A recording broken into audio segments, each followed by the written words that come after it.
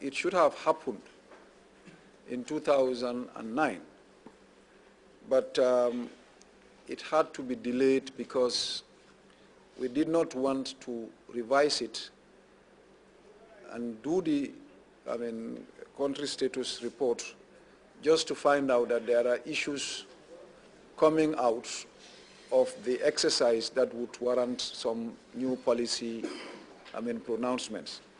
The Day Synergy attracted stakeholders and experts within the education sector and tasked participants to come out with all-arching strategies that will lead the course of a new education subsector. Babukar Kamara, GRTS. A man who has been standing trial for masterminding the armed attack on the Farafenni military barracks in 1996 has been handed the death sentence. The incident for which Abdoulaye Sonko was being tried claimed the lives of 5 military personnel.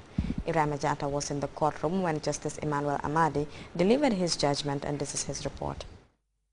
The trial against Abdoulaye Sonko has been proceeding for nearly 8 years since prosecutors arraigned him in 2004 on 3 charges of treason and 6 counts of murder.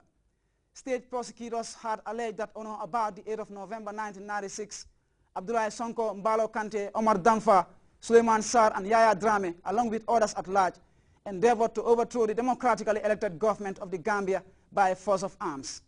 6 other counts of murder on the bill of indictments also alleged that the accused caused the death of 5 soldiers who died during the said armed attack on the Farafenni barracks. Prosecution called 6 witnesses during the trial, in which the accused denied all accusations against him. The court, which was fully packed with observers, journalists and relatives of the accused, was given a summary of the evidence by the presiding judge, Emmanuel Amadi, who examined in piecemeal the entire evidence made by the witnesses. Amadi related the evidence led by the second witness of prosecution about a group in Liberia whose objective was to effect change through the barrel of the gun. Amadi stated that Sonko was charged with others who have already been prosecuted and convicted in 1997. The judge revealed that Mbalo Kante, a convict in that case, who took part in the armed attack, was one of the witnesses who testified in the trial and had identified the accused person as the mastermind of the attack, not Kukoi Sambasanang. Other witnesses, like the 6th prosecution witness, had also put the accused at the scene of attack and had identified him as a bearded man who has no beards now. The judge extensively deliberated over the evidence of the 6th prosecution witness, who had testified as an eyewitness during the attack, while revealing details of how the witness related his capture at gunpoint when he was awakened by gunshots being fired by men he said were not army officers. The presiding judge explained how the rebels looted the camp of arms, ammunition and food items before loading them in a car, and their subsequent displacement by the army, which later stalled the armed attack. In his defense, Sonko had rebuffed the allegations against him and denied ever seeing his alleged co-conspirators.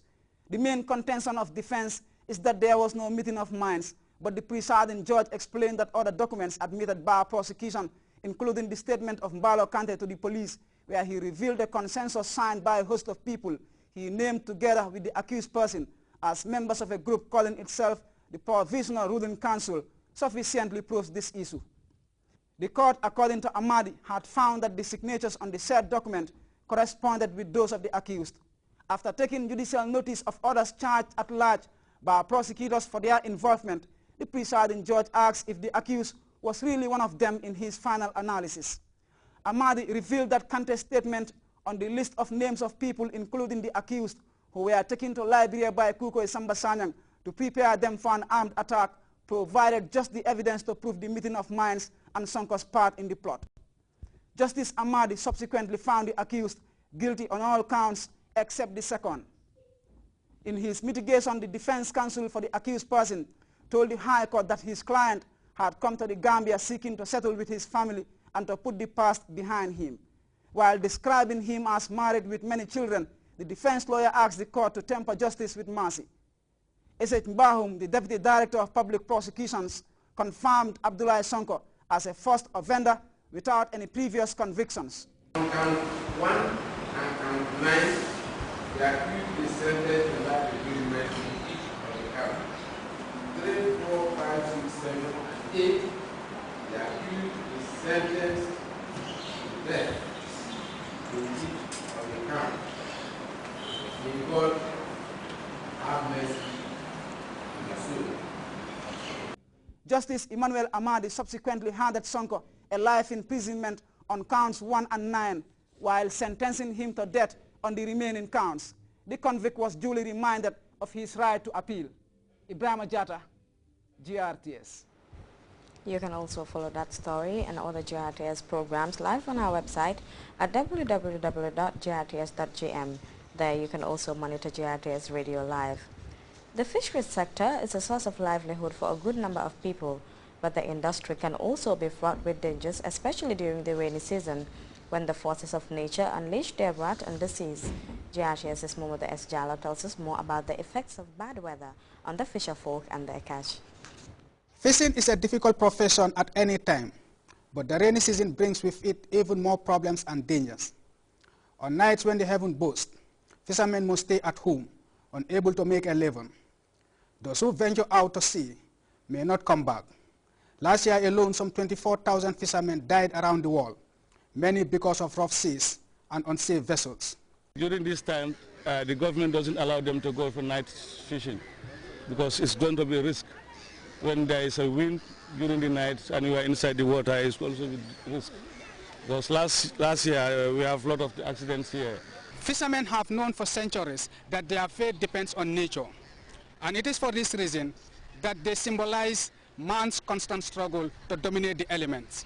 Fish is usually abundant during the rainy season, but the catch is slow because of the weather, a situation that leads to frustration among professional fishermen.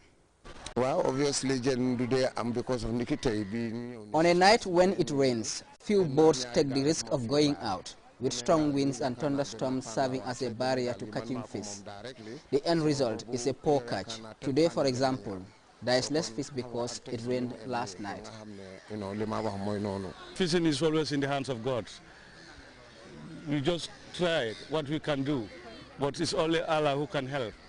Momoda S. Jallo, GRTS, at the Tanje Fishing. Vegetables are normally in abundant supply during the dry season, but when the heavens open up, most of them disappear from market stalls. The women who import the vegetables from neighboring countries attribute the phenomenon to a number of issues.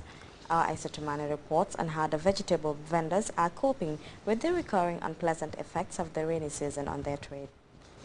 Another busy day at the Serakunda market with the usual hustle and bustle of people buying and selling goods.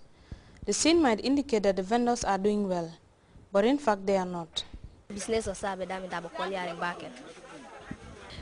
is very difficult because the vegetables are very expensive and customers are not buying like they used to.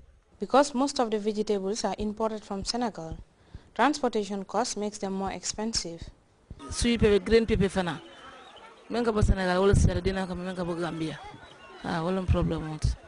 The rainy season makes business slow for us because many of the vegetables don't like water and they spoil easily. Once the rain starts, they get expensive. Binta Jatta has been selling at the market for many years now, but she said this has been the worst year she has known.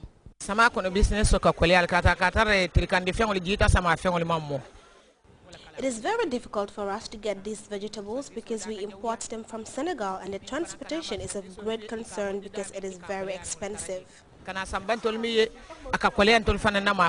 These women here say they have one common problem, which is the issue of transporting these goods from Senegal where they are imported. They are calling on government or individuals to help them ease the issue of transportation, which will help them ease the issue of mobility to sell their vegetables cheaper. For GRTS News, I am Isatumani. We'll now go with our first break. We'll be back with more news after that.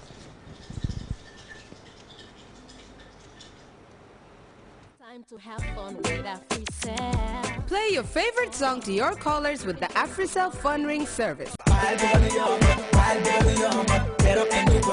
Yo, what's up? It's Big C. If you want my song on your African line as phone ring, the code is 11807. By the hall, no my door head. Try to copy my style, they don't know my door head. It's your boy G. My AfriCell phone ring code is 12139.